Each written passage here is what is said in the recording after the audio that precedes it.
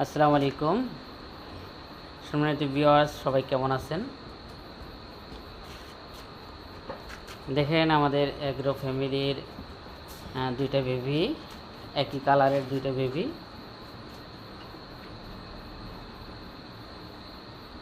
10 দিনের ছোট বড়। এই বেবিটা হয়েছে আগে, এটা হলো বকনা বাছুর। আর এই বেবিটা আজকে হয়েছে, এটা ষাঁড় বাছুর।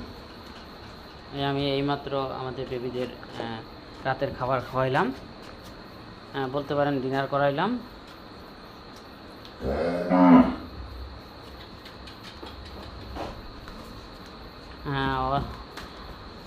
ওদেরকে খাওয়াইতে অনেক ঝামেলা, কষ্ট হয়।